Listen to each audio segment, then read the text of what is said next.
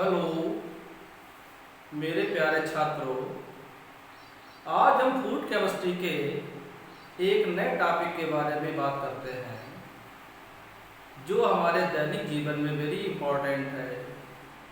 उसका नाम है कार्बोहाइड्रेट। सभी लोग जानते हैं हमारे दैनिक जीवन में जो फूड का उपयोग हम करते हैं वो जनरली 50 से 75% हमारा कार्बोहाइड्रेट होता है। कार्बोहाइड्रेट हमारे शरीर को ऊर्जा प्रदान करता है, तो ये फूड के लिए वेरी इम्पोर्टेंट मटेरियल है। परीक्षा में भी पूछा जाता है। तो जनरली कार्बोहाइड्रेट का मतलब होता है कार्बन के हाइड्रेट, यानी ऐसे कंपाउंड्स जो कार्बन, हाइड्रोजन और ऑक्सीजन से मिलकर बने होते हैं, क्या कहलाते हैं? कार्बोहाइड्रेट कहलाते हैं। कार्बोहाइड्रेट में कार्बन, हाइड्रोजन और ऑक्सीजन का रेशियो 1:2:1 में होता है। यानी जिन कंपाउंड्स में कार्बन, हाइड्रोजन और ऑक्सीजन का रेशियो 1:2:1 में उपस्थित होता है, कार्बोहाइड्रेट कहलाते हैं। लेकिन कुछ पदार्थ ऐसे होते हैं जिनमें ये रेशियो तो पाया जाता है लेकिन वे कार्बोहाइड्रेट नहीं होते हैं। जैसे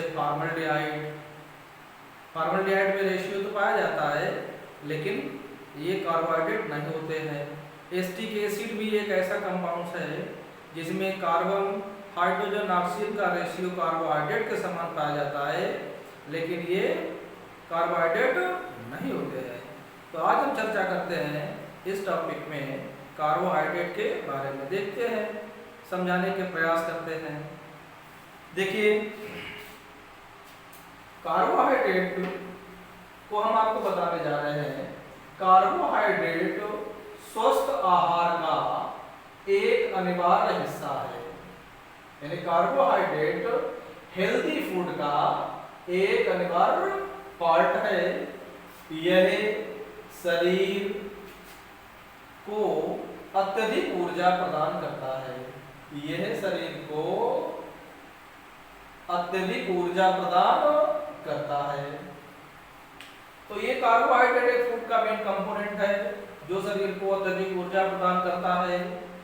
हमारे शरीर को सबसे पहले कार्बोहाइड्रेट क्या होता है? शुगर को कहते हैं कार्बोहाइड्रेट।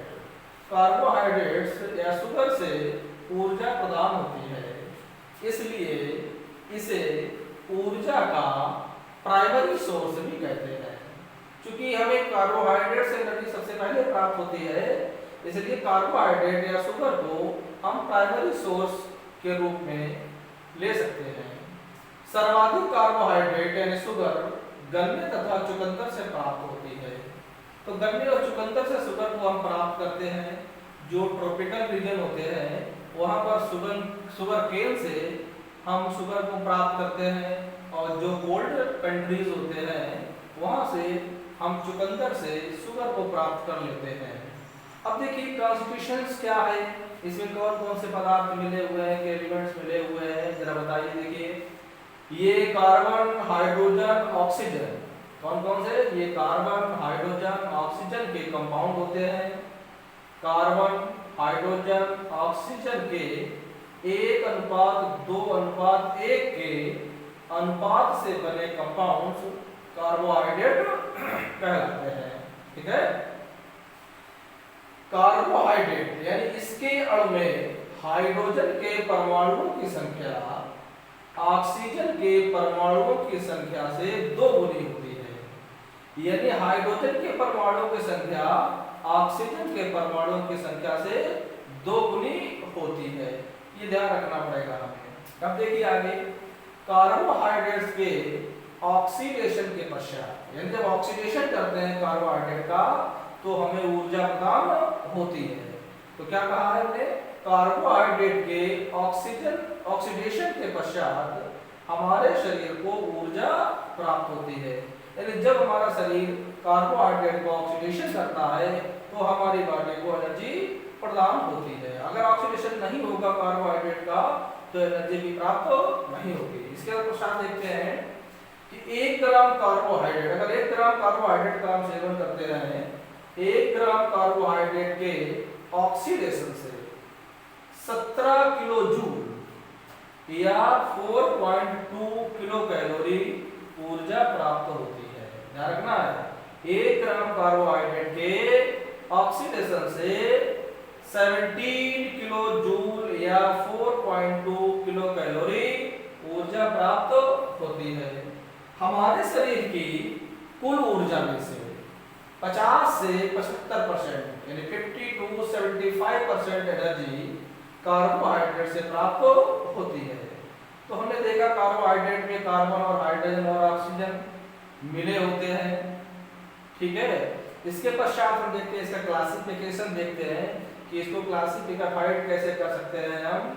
तो देखिए जनरली शुगर जो होती है वो 3 भागों में क्लासिफाइड की जा सकती है। पहला कौन होता है? मोनोसैकराइड्स। मोनोसैकराइड्स मतलब जिनके जल अपघटन ना हो पाए, जिनके जल अपघटन से केवल 1 यूनिट प्राप्त हो, ऐसे कंपाउंड्स को हम क्या कहते हैं? मोनोसैकराइड्स कहते हैं। ये क्या होते हैं? ये सिंपल कार्बोहाइड्रेट होते हैं। सिंपल कार्बोहाइड्रेट क्या होते हैं कि जिनको हम भोजन के रूप में लें और तुरंत एनर्जी प्रदान कर दें, ऐसे कार्बोहाइड्रेट को हम सिंपल कार्बोहाइड्रेट कहते हैं। तो बताया है सिंपल कार्बोहाइड्रेट होते हैं, ये स्वाद में मीठे तथा जल में घुलनशील होते हैं। मोनोसैकराइड आपने बताया, एराबिनोज बताया, एग्जाम्पल कौन है? एराबिनोज है, ग्लूकोज है और फ्रक्टोज है, गैलेक्टोज भी हम कह सकते हैं।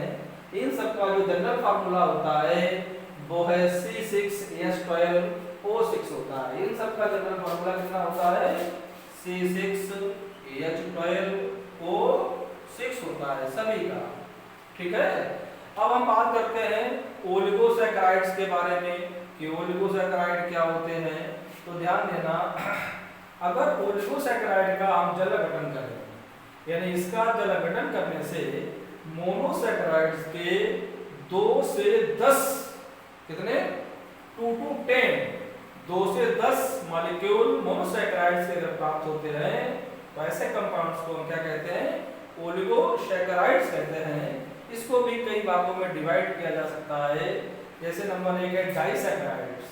डाई माने 2 होता है। डाइसैकराइड अगर ओलिगोसैकराइड के अंतर्गत आता है, अगर इसका हम जल अपघटन करते हैं तो मोनोसैकराइड यूनिट्स के 2 मॉलिक्यूल्स प्राप्त होते हैं। कितने प्राप्त होते हैं? अगर 2 मॉलिक्यूल्स प्राप्त होते हैं मोनोसैकराइड्स के, तो ऐसे ओलिगोसैकराइड्स को हम डाइसैकराइड्स कहते हैं। एग्जांपल इसमें है सुक्रोज, माल्टोज, लैक्टोज। तो इसका जो जनरल फार्मूला जो है तीनों का वो होता है C12H22O11। तो सुक्रोज, माल्टोज और लैक्टोज का जो जनरल फार्मूला होता है वो C12H22O11 होता है। अब ध्यान दीजिए सुक्रोज में क्या मिला होता है? 2 यूनिट कौन कौन सी होती है? तो सुक्रोज में जो 2 यूनिट होती है वो उसमें एक ग्लूकोज होता है, एक ग्लूकोज और दूसरा फ्रक्टोज होता है। तो सुक्रोज में मोनोसैकराइड्स की 2 यूनिट कौन कौन सी प्रेजेंट होती है? एक ग्लूकोज होता है और एक फ्रक्टोज होता है। अब माल्टोज की अगर बात करें तो माल्टोज में भी मोनोसैकराइड्स की 2 यूनिट्स होती हैं। कौन कौन सी 2 यूनिट होती है? वो दोनों ग्लूकोज है, 2 ग्लूकोज। यानी माल्टोज में मोनोसैकराइड्स की यानी ग्लूकोज की 2 यूनिट प्रेजेंट होती है। लैक्टोज भी हमारा डाइसैकराइड के अंतर्गत आता है। इसके अंतर्गत तो हमारे एक होता है 2 यूनिट कौन कौन सी है? एक गैलेक्टोज है, एक गैलेक्टोज और दूसरी यूनिट ग्लूकोज की होती है, ठीक है। तो 2 यूनिट प्रेजेंट है तो डाइसैकराइड कहलाता है। अब एक बार और लेते हैं ओलिगोसैकराइड में ट्राइसैकराइड्स। तो ट्राइसैकराइड्स क्या होते हैं? अगर हम जल अपघटन करें, ट्राइसैकराइड्स का जल अपघटन करने पर मोनोसैकराइड्स के 3 मोल अगर प्राप्त होते हैं तो ऐसे ओलिगोसैकराइड्स को हम ट्राइसैकराइड्स कहते हैं। एग्जांपल इसमें एक है रैफिनोज, RAFINOZ। रैफिनोज है, अगर रैफिनोज का हम पूर्ण जल अपघटन करते हैं तो 3 मोनोसैकेराइड्स यूनिट्स प्राप्त होती है, जिन्हें क्रमशः क्या कहते हैं, गैलेक्टोज, ग्लूकोज और फ्रक्टोज। तो 3 यूनिट प्राप्त हो रही है, इसलिए इसे हम ट्राइसैकेराइड्स कहते हैं। इसी प्रकार आगे बढ़ते रहते हैं, 10 तक मॉलिक्यूल अगर आते हैं तो ओलिगोसैकेराइड्स के अंतर्गत उन शुगर्स को रखते हैं। अब आती है पॉलीसैकेराइड्स की बात। पॉलीसैकेराइड्स क्या होते हैं? पॉलीसैकेराइड के बारे में आप जानकारी प्राप्त करिए। ध्यान देना, यह 10 से अधिक मोनोसैकेराइड यूनिट से मिलकर बने होते हैं। कितने? 10 से अगर अधिक मोनोसैकेराइड्स मिलते हैं जल अपघटन करने पर, तो ऐसे कंपाउंड्स को हम क्या कहते हैं? पॉलीसैकेराइड्स कहते हैं। ये नॉन शुगर होती है, यानी स्वाद में मीठी नहीं होती है। इनको हम कॉम्प्लेक्स कार्बोहाइड्रेट भी कह सकते हैं। कॉम्प्लेक्स कार्बोहाइड्रेट तुरंत एनर्जी प्रदान नहीं करते हैं, ये बॉडी में स्टोर हो जाते हैं और वक्त आने पर एनर्जी को प्रदान करते हैं हमारी बॉडी को। तो बताया है ये 10 से अधिक मोनोसैकेराइड से मिलकर बने होते हैं। एग्जाम्पल इनका स्टार्च, सेलुलोज। जनरल फार्मूला होता है C6H10O5 का होल n। कितना? C6H10O5 का होल n होता है। ये नॉन शुगर कंपाउंड्स होते हैं, यानी जो स्वाद में मीठे नहीं होते हैं, उन्हें क्या कहते हैं? नॉन शुगर कंपाउंड कहते हैं। ये कॉम्प्लेक्स कंपाउंड भी कहलाते हैं।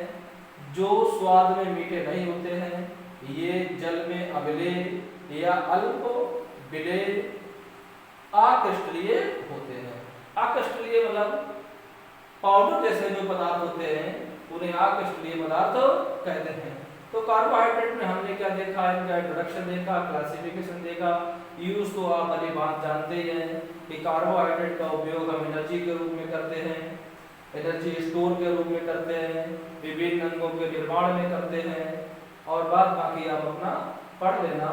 वेरी इंपॉर्टेंट टॉपिक है कार्बोहाइड्रेट। जनरली हम सिंपल और कॉम्प्लेक्स कार्बोहाइड्रेट के बारे में पूछ सकते हैं। तो सिंपल आप बताते हैं कि वे होते हैं जिनका सिंपल कार्बोहाइड्रेट वे कंपाउंड्स होते हैं जिनका तुरंत एनर्जी के रूप में हम यूज करते हैं।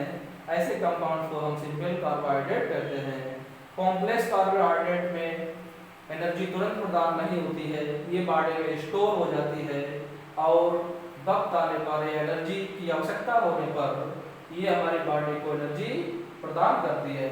इस तरह से हम कार्बोहाइड्रेट के एक लेक्चर को देख सकते हैं। बस, धन्यवाद।